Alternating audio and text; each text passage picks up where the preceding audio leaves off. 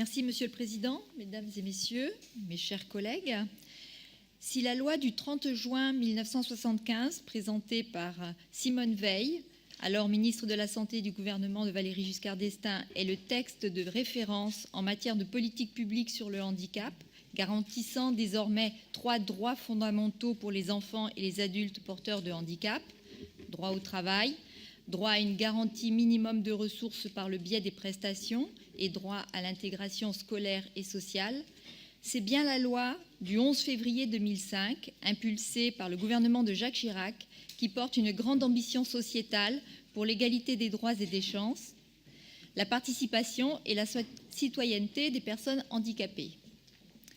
Elle apporte des évolutions fondamentales pour répondre aux attentes des personnes concernées en matière de droits de compensation, de scolarité, d'emploi. Elle a permis la création dans chaque département d'une maison départementale des personnes handicapées. La MDPH exerce une mission d'accueil, d'information, d'accompagnement des personnes handicapées et de leurs proches, mais aussi une mission d'attribution des droits ainsi que de sensibilisation de tous les citoyens au handicap. Oui, notre département reste sous-équipé en matière d'établissements et de services.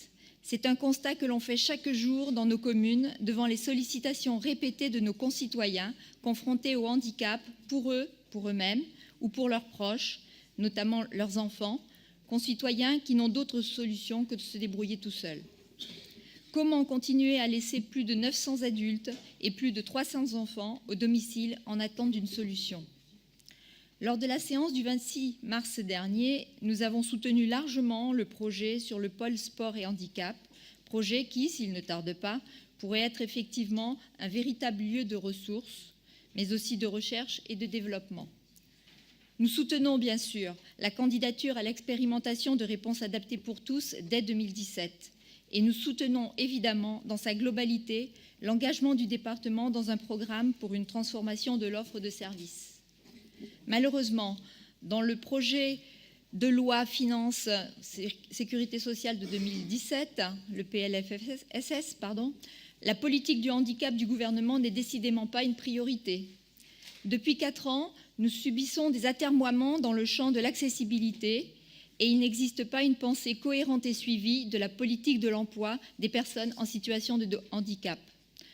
Quant aux ressources des personnes handicapées, là où Nicolas Sarkozy avait tenu l'objectif d'une progression globale de 25%, François Hollande, par sectarisme, a purement et simplement annulé cette juste augmentation de l'AAH.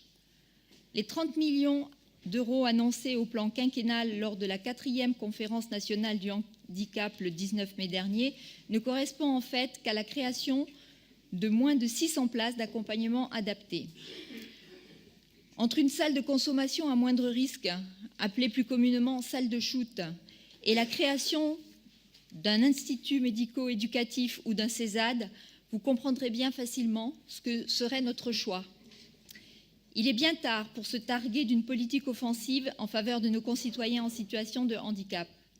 Comme Marianne Monchamp l'a dit dernièrement, les politiques en faveur de nos concitoyens ne supportent ni l'idéologie ni le renoncement. Elles doivent s'inscrire dans l'idéal républicain d'une société inclusive, ouverte et engagée. Je vous remercie.